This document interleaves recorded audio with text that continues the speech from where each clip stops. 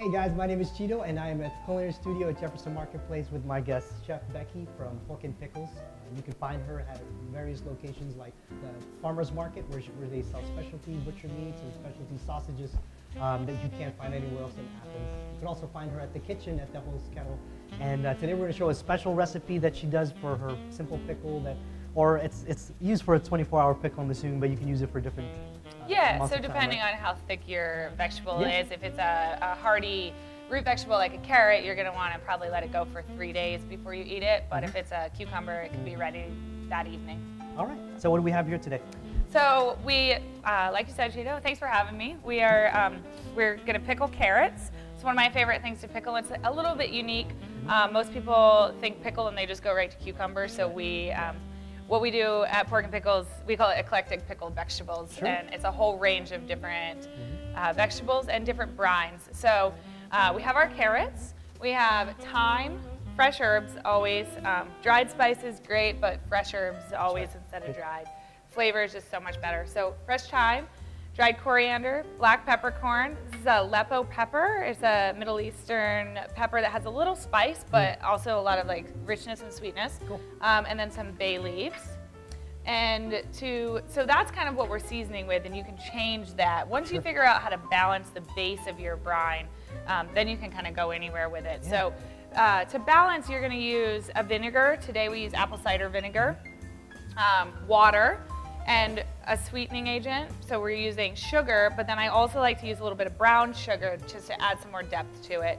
And then kosher salt. So that is kind of the sugar, the vinegar, the salt, and the water are what you need to create any basic pickle brine. Great. All right, so let's get started. What are we going to be doing first? So the first thing that I'm going to do is I always prep my vegetables first. When we do it at Pork and Pickles, we'll do like 200 pounds at once. Oh, so yeah, we spend the first half of the day prepping the vegetables. Wow. So I'm going to start by just taking a little compost. Yeah. Thank you. So we're just gonna peel these. So the next thing we're gonna do, now that we have our carrots all peeled, is we're just gonna chop them. I like to do a roll chop on these, but you can do anything. I mean, that's the nice thing about pickling is like once you figure out how to balance your brine. That's right. And you've got a vegetable chosen. I mean, you could do carrot sticks just like that. Yeah. You could do something smaller. You can do slices. Yeah. Anything you want, really. So that, options. So I brought a couple jars today. This is the two sizes that we sell pickles in, the 8-ounce and the 16-ounce.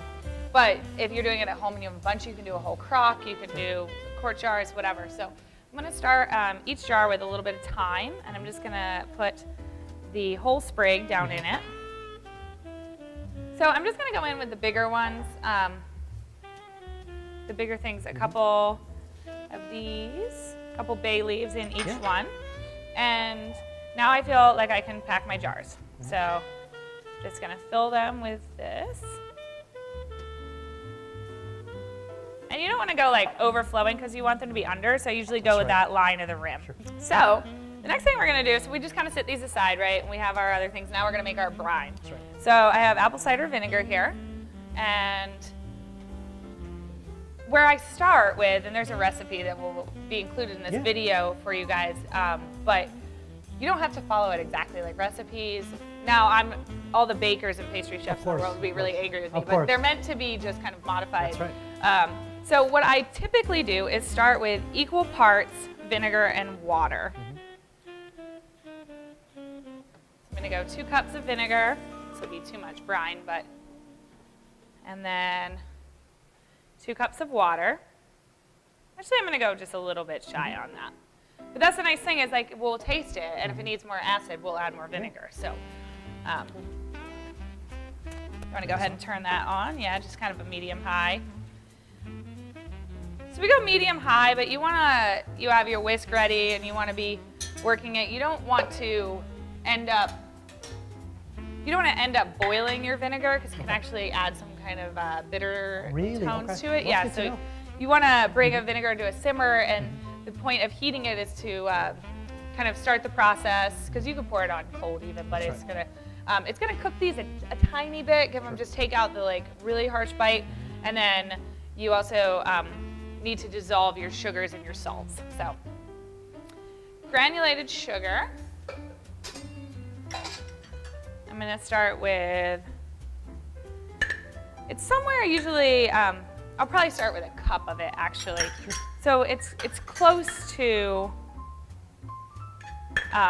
like 50% of the equal parts of water and vinegar typically, but like I said, it's the best thing to do, especially with a pickle brine, because it's so forgiving, is add it in and taste it. But the important thing to know is how these things balance. So the important thing to know is that sweetness balances acid. So if it's too sweet, what you need to add is more vinegar. And if it's too acidic and you're like, oh, then you need more sugar. So I went with a cup of white sugar.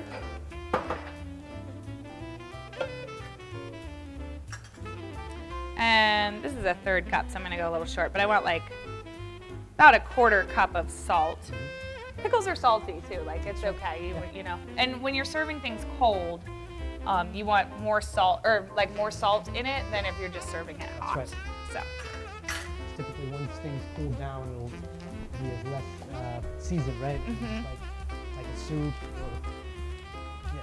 Like I said, I was gonna add just a little bit of brown sugar. We don't need a lot more sweetness in the brine, but I do like the depth that brown sugar with the molasses in it adds. So I'm gonna go a third of a cup here. Now obviously we're making a lot more than what we were making here. Yeah, I don't know why we're doing bigger batch. How long does a typical brine last for, and if I refrigerated it? Yeah, so you have, I mean, it's, all you're putting in is spices and sugar and vinegar and water. It would be good in your fridge for a year. Cool. I mean, it might take up too much space. That's but okay. Yeah, and I don't really know why we're making too much, because I'm used to making 300 pounds at a time. So even just to scale it down to a quart seems like the smallest batch of brine I've done in a year. So when you're working with whole spices like our coriander and the black pepper, it's really nice to toast them first. So you just want to do a dry pan. Yeah, get that one on, maybe. So we have our herbs that are already in. We have our Aleppo pepper, which any like red chili flake or Aleppo pepper or something, it's really, you don't want to toast it because it just burns like immediately. So we have coriander, which is a much lighter weight one, and that's gonna take hardly any time at all. And then the black peppercorn will take a little bit longer, so we're gonna put that in first. Do you strictly use black peppercorn, or do you ever mix it up with like, red, white, and all this? I really love white peppercorn, but it can also overbear something completely. I use white peppercorn a lot in the meat, in a lot of our sausage blends. Black peppercorn tends to stand up to the acidity of a pickle better than those kind of like green or pink. So I tend to garnish with pink peppercorn. With like we have at the kitchen on the bratwurst plate right now is a zucchini pancake with béarnaise and pink peppercorn and a bratwurst. Sounds good. And that's super nice. So you just kind of move it around a little bit, and you can start to smell that, and when you start to smell the black pepper, you can add the coriander. Oh, coriander. We'll just kind of mix that together. So I'm just going to take these out of the hot pan because you want to get them out right away because they'll keep cooking. So you cook them exactly where you want and then take them off. And we'll just, is this okay? And I just set these out to just let them cool a tiny bit and stop the cooking process. So we'll bring our brine back. It looks like it's starting to get, you can see a little bit down in the bottom. I don't know if you guys can see that on TV, but it's not quite dissolved. So we're just gonna whisk it together. So I'm gonna go ahead and get some of this in. Just a few like large, and you don't have to go out searching for Aleppo pepper, guys.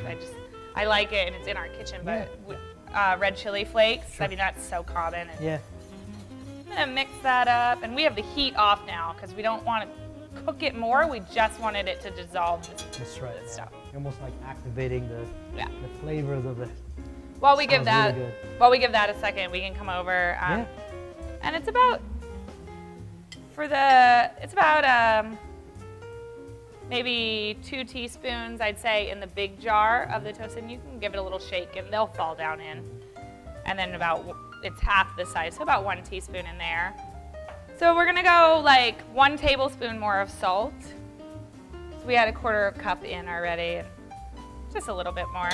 So one of the things I like to do too that's like really nice to talk about is when you get to the bottom of your jar, and I always tell our customers this too, is don't throw out the brine. You can add a tablespoon of Dijon mustard and pour some olive oil in it and shake it up, and you have just a nice like broken vinaigrette. Right. So this should be a very flavorful base. Wow.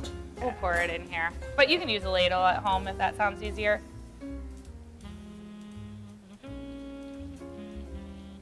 Wow, look at that beautiful color on that. So now, the very final part is I'm just going to pour it to cover.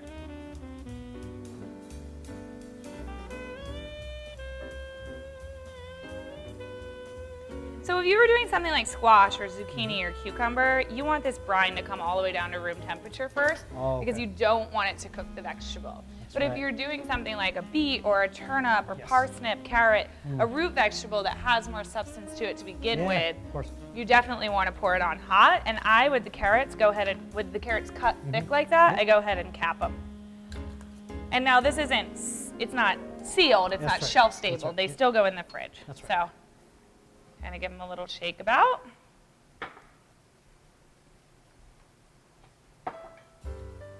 Sweet.